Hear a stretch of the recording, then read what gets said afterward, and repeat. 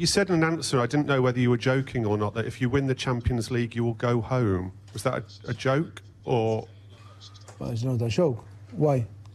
Sorry, that makes it sound like you would maybe leave Tottenham if you won the Champions League. That would be your work done. Yes, or maybe I go with Daniel setting, you know, working in different, for sure. To win the Champions League with Tottenham in this circumstance, this season, maybe I need to think a little bit, maybe to do something different in the future, for sure. Okay. I just wanted to clarify because to repeat this sure, miracle, you know. No, for sure I go home. Happen what happened tomorrow, I go home. Now, as we have in the past, you've got to a little for Lost in Translation with Mauricio Pochettino. Danny, what do you think he's saying there? It sounds to me like he's saying, if I manage to win the Champions League with Spurs this season, with everything that's gone on, then maybe I should be somewhere else because I'm a miracle worker type thing. I don't think there was any substance to it. The guy next to him is smiling, it ends in a laugh. He's trying to put across in his own way what an achievement it would be. Yeah. I think that's all it is. I think it's not literal. I think it is lost in translation a little bit. Yeah. I think he's just saying, if I perform that, then what else can I do? I've reached the pinnacle. What's make him right next? as well. You know, because you're 100% right. For them to be in a semi-final of the Champions League, how many times we spoke about the recruitment or lack of recruitment, the problems with the stadium, how he's kept that club going. Now they're guaranteed top 4 again, and now they're playing the Champions League semi-final. That they've every chance of going through as well. Yeah, so we're not taking that too much as he's planting his flag in the sand. I don't think he's going to come out and disrespect the club and say I'm leaving. No, if we win the Champions League, even if he was. Yeah. No. By the way, by the way, if we win, I'm off. He's just not going to say that, is he? So, no. Well, it's a bit like... I agree with you, Danny. If I'd have scored Messi's free kick last week, I'd have just gone off. Just walked off and kept going. That's it. See you, boys. I'm done. OK. It's that type of flippancy, you know? OK. For him to even consider that remark, what have they got to do against Ajax tomorrow night? How do they turn this around? I think more of the same from the second half. I think we spoke about Klopp and his process of the first leg, what worked for them. What worked for Tottenham was going and press the ball high up the pitch and stopping Ajax, similar to what Liverpool did to Barcelona. When they played 3-5-2 or 5-3-2, they found that very difficult. Changed the shape to a diamond, Sissoko comes on, then they're able to press Ajax, and they didn't look half the team in the second half Ajax that they did in the first half, where they looked outstanding. So I think there's going to be goals. I think there's going to be goals. I can see Tottenham scoring 2, which I think they're definitely going to have to do, if not 3. But with Son in the team, with that added threat in behind, which they didn't have with Llorente up front, I think they've got a big chance of doing that, because Ajax will still play the same way. Ajax will play with a high line, and that will leave space in behind for Son. I expect Moura to play. I expect Son and Moura to play up front together in a diamond. I think that will cause Ajax all types of problems in behind. Is there more pressure on either of the two teams? Or for different reasons is this one even? I would say there's no pressure on Ajax. I mean, they are really they're punching above the weight massively with the age, with the expectancy, the budget. But actually, you could probably argue the same for Spurs. Yeah, I don't think there's pressure on either side. It's a free hit, really. Yeah. I think because of the opposition, Spurs, if they didn't go through, would think they've missed an opportunity. The reason I think they've got a hell of a good chance is because all the things you said, which I agree with, but Ajax's best results come on the road. They've actually not been great at home. For a lot of the reasons you were talking about, the way they play, and they always play the same. Away from home, that's better because teams come at you more and you can play through the lines.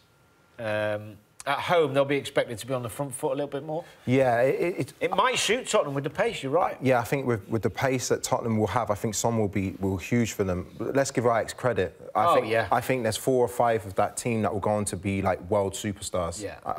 I think De Ligt is going to be, for me, with Van Dijk, the best centre-half in the world in the future. The 2 midfield players they've got, De Jong and is absolutely incredible footballer.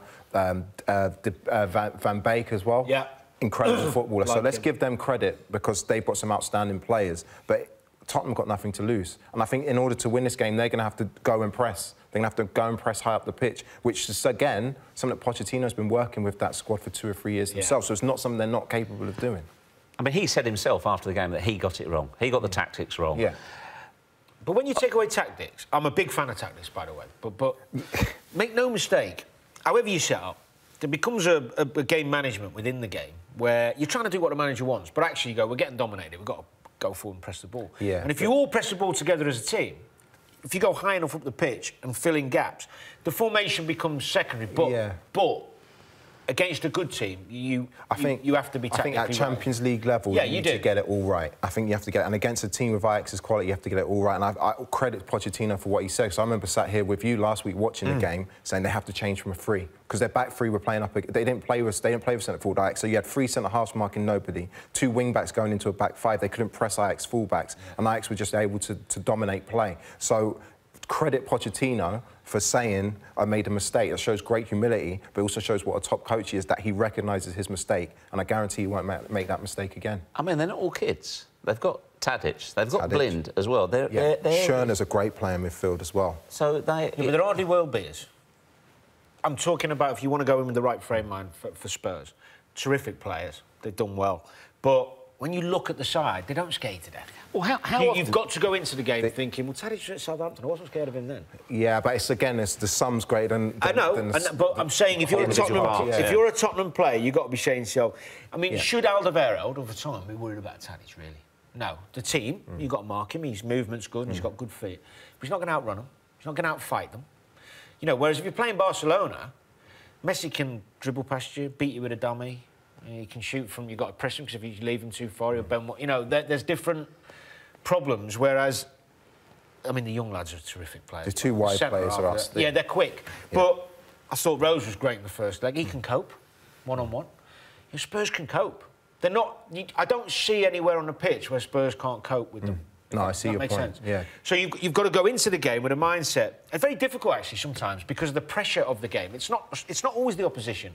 It's the stage of the tournament and what the reward is. You know, I remember going into games thinking, not so much even playing against, wow, if we win today, we're through to the final, or if we lose today, we drop out, whatever, rather than the opposition you're up against. Yeah, I think if Tottenham keep that mentality of, we're as good as them. I think that's what Pochettino would say. He would say, we need to score 2 goals tonight. We need to score 2 goals. So it takes everything out the window. So there's only one way you can go and play, which is go and be on the front foot. So I think the fact that Ajax got that away goal kind of plays into Tottenham's hand from a mentality point of view in a way of saying, do you know what, we've just got to go all out. We've got to go out to win this game, which is sometimes easier to do that than to be, oh, we're sat on an away goal, do we go, do we press, do we sit in? You mean they're behind anyway, so... Go and win the game. Go and win the game. Well, the other thing that I'm sure both coaches will be saying to their players, how often do you get the chance to play in a Champions League final? This is a massive game. Yeah, but you know for what? Both clubs. The way just the way you worded that. That's what I was talking about. So you've got to be very careful not to make the game too big. And forget what you're doing and who you're against. Play the game, not the occasion. Yeah. To a degree. But that's where the great players, you know... It's like Liverpool tonight. They've got young players in that side who rose to the occasion. And it could have gone the other way. I think Tottenham have got enough experience to deal with it. Yeah. I think, OK, first time any of those... Well, most of those players, if not all, would be in a Champions League final. So I understand that pressure. I mean, it's life-changing. But it is a game of football against a side they can beat. They're not up against a team... Yeah, but it's a side who've already beaten them in their new stadium. Yeah, but Tottenham will take heart from the second half. They will take heart from the second half and the pressure they put on Ajax. I think Tottenham have a great advantage in that I talked about legs earlier. They're fit. They're strong. I don't know who's fit and who's not and what the team's going to be, but they've got legs in the team. Great having Son back. And when you've got legs and energy and quality, you've got half a chance. Yeah. Are we missing the obvious here? Should they take great heart from what we've just seen? Yes, 100%. If you got done 1-0 at home, surely you can 3-0 away from home. Barcelona. That's all you need. And if you speak about mentality, you've got a young Ajax team. You know, they do have experienced players, but on the whole, young. How do they go about being ahead at home? How does that play into it? Because they have something to hold on to in a way, and they're thinking if Tottenham get 1 away goal, and then if they get 1 more after that, we've got to score 2 ourselves. So it's in a real fine balance, and I think who's going through? I think Tottenham are going to score 2. I think Tottenham are going to go through, but let's not because of Sonny, is big difference in being there. I think Pochettino's learnt from the first game. I think he knows exactly how to play against Ajax, and I think he's got the players to carry out his plan. But by the way, let's not discount Ajax because they're absolutely outstanding team. They've already knocked out Juventus and Real Madrid. By the way, that's not bad. It's in the balance. But if I had to bet on one, I think Tottenham will score 2 tomorrow. I think Tottenham will go through. I mean, Ajax got super quality, and if they score first, the tails might be up. But I think it's set for a Liverpool-Tottenham final. I don't know. I just feel it. No, you did play for Liverpool. No, you're just thinking of all the media work you'll get around the final. Well, I hope it is. I hope it is. Really do. I think it'd be great. New car clubs. I think it'll be great reward for Pochettino and the job he's done, and the players. Yeah. I just think, sometimes on a campaign or a cup run, you see things happen. You think, could it be there? Could it be there? I mean, we're seeing that with Liverpool, but Tottenham at City. Yep. Last minute. If they can do that at City, they can do it at Ajax. OK, talking about reward then for a campaign. Today, the candidates for the Premier League Manager of the Season were announced, and no real surprises in the names. The top 2 there, of course, Jurgen and Pep, Pochettino, but also Nuno from Wolves. So, who deserves to be Manager of the Year? I think Nuno's done an incredible job at Wolves. It's difficult for any team to get promoted, and not only to be in a position they're in, but the way they've played. Again, clear process in the way that he manages, clear system, clear identity in the way that he plays. But I think whoever wins this title deserves it. Really? Yeah, because you're looking at 98 and 97 points. That's absolutely incredible. And if I had to say now, not knowing, I'd have to go with Klopp because he's closed down a massive gap between Manchester City and Liverpool. So even if City won it, you would vote for Klopp? Well, I think... you're arguing against yourself. I am arguing. That's how difficult it is, Jeff. That's how difficult, because they're both worthy candidates. Worthy candidates. It's been incredible. Well, look, the two... incredible. All 4 of them have had an unbelievable season. First of all, if Jurgen Klopp wins the Champions League, does that tip it back in his favour in terms of manager of the year? I think irrelevant whether he wins. You think it's from domestic form? Hang on, I've got more. Pep Guardiola, if he retains the title, not been done for 10 years, tells you how hard that is. Yeah. But then you look at the points increase from Liverpool under Jurgen Klopp from last season to this season. As you said, in virtually every other year, they'd be with 90. If you finish with 97 points, you're champions. It's not even a question. The point increase and the gap bridged is incredible, whilst maintaining a run to the Champions League final. So that if they finish a point behind City and get to the Champions League final, would you vote for Klopp ahead of Pep? Yes. Now, that's not saying Pep hasn't done a wonderful job, but his squad is better. He's a wonderful coach, he's the best coach in the world. But we kind of expect this from Pep. He's set the bar that high. Well, that's not fair. If he's the best coach in the world, and he has been again this season, should he not be Manager of the Year? No, because he hasn't bridged a gap that everyone thought was impossible to bridge, whilst getting to the Champions League final. Yeah, but if they retain the title, it's not been done for 10 years. And that in itself, it shows you how hard it is. Well, I'm not suggesting that any manager would be undeserving, of the award, because what Pep's done is fantastic. The Wolves guy, semi-final, Santos Wolves semi-final, top 10. He's in the Championship. Incredible. Yeah. Pochettino, shoestring budget, different stadium, incredible. I'm just saying, Liverpool style, substance, points total, 97, never not won a league before. Probably, well, it is a Champions League final, maybe a Champions League win. Come on. As you're speaking, I can actually hear Liam's mind changing. Yeah, just the other way. I think because Pep's won 2, well, I say one. He's in the FA Cup final. He was a minute away. He's won the League Cup, and they're probably, I'm a Brighton man, but they are in a driving position to win the Premier League. I know, it's unbelievable. What I would say is it's been the best Premier League for years.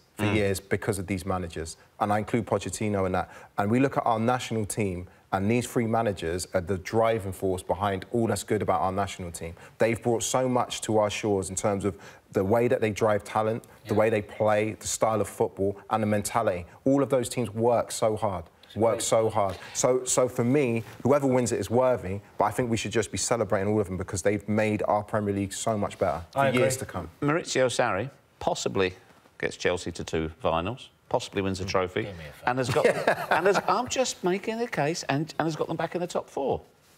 Yeah, only because the competition's been so woeful around them. Some of their performances have been poor. They don't play. They've not played. They had a good start to the season. Yeah.